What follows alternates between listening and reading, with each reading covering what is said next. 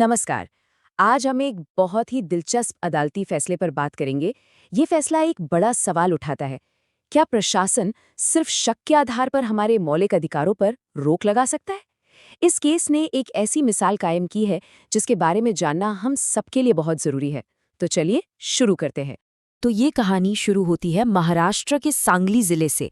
यहाँ पर एक बहुत बड़ी प्रार्थना सभा होने वाली थी, जिसके मुख्य वक्ता थे पॉल दिनकरन।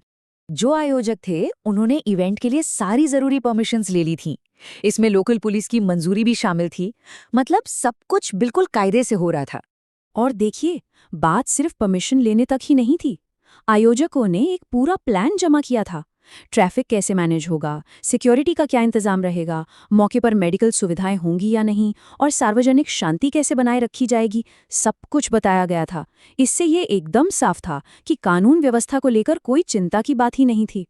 लेकिन इवेंट शुरू होने से बस कुछ ही घंटे पहले कहानी में एक जबरदस्त मोड़ आया। पुलिस ने अचानक दी हुई परमिशन को कैंसिल कर दिया। और यहीं से असली टकराव शुरू होता है। एक तरफ पुलिस के अपने दावे थे और दूसरी तरफ थे आयोजकों के तर्क। देखिए, पुलिस को डर था कि इस इवेंट में विश्वास से इलाज या चमत्कार जैसी अंधविश्वासी बातें हो सकती हैं, जिनसे लोग गुमराह हो सकते हैं। वहीं आयोजकों का सीधा कहना था कि भाई, हमारी सारी तैयारियां तो कानूनी है और हमने किसी भी गैर कानूनी गतिविधि की कोई योजना नहीं बनाई है।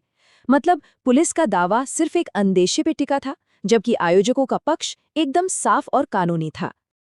अब ये मामला फटाफट पहुंचा बॉम्बे हाई कोर्ट, और यहीं से केस ने बहुत ही अहम मोड़ ले लिया। कोर्ट ने सीधे मुद्दे की जड़ पर सवाल उठाया।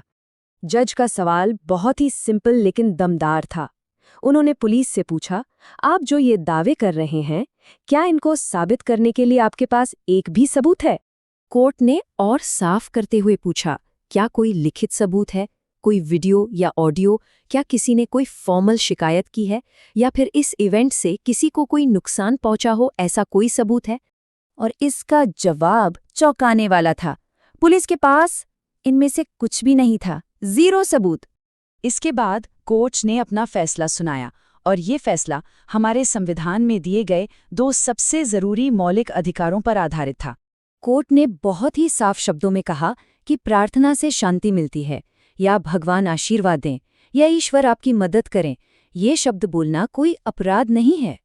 कोर्ट ने समझाया कि भाई, ऐसी बातें तो हर धर्म में आध्यात्मिक अभिव्यक्ति का एक नॉर्मल हिस्सा है, और सिर्फ इन शब्दों के आधार पर किसी पूरे कार्यक्रम पर रोक लगा देना ये बिल्कुल गलत है। तो पहला अधिकार जिसका उल्लंघन हुआ वो था आर्टिकल 19, यानी कि बोलने और अपनी बात रखने की आज़ादी। ये अधिकार हर नागरिक को अपने विचार और विश्वास को खुलकर जाहिर करने की गारंटी देता है। और दूसरा बड़ा अधिकार था आर्टिकल 25, जो धर्म की स्वतंत्रता की गारंटी देता है। इसके तहत हर नागरिक को अपने धर्म को मानने, उसका पालन करने और उसका प्रचार करने का हक है, जिसमें प्रार्थना के लिए इकट्ठा होना भी शामिल है। यहाँ एक बात समझनी बहुत जरूरी है।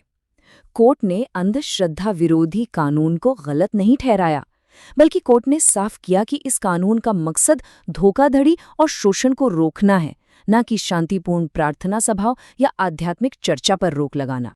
तो अब सवाल उठता है कि ये फैसला इतना जरूरी क्यों है, और इसके दूर तक जाने वाले प्रभाव क्या हैं? कोर्ट ने पुलिस के फैसले को न सिर्फ गलत बल्कि पूरी तरह से गैर कानूनी, बेबुनियाद और मौलिक अधिकारों का सीधा सीधा उल्लंघन करार दिया। ये अपने आप में एक बहुत मजबूत बयान था।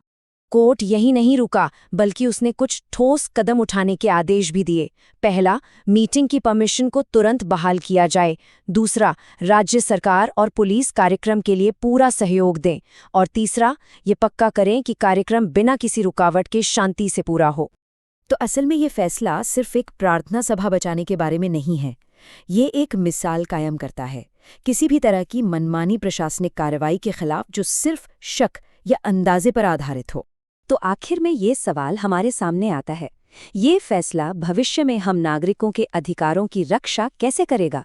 ये हमें याद दिलाता है कि हमारे मौलिक अधिकारों को सिर्फ शक की बिना पर नहीं छीना जा सकता,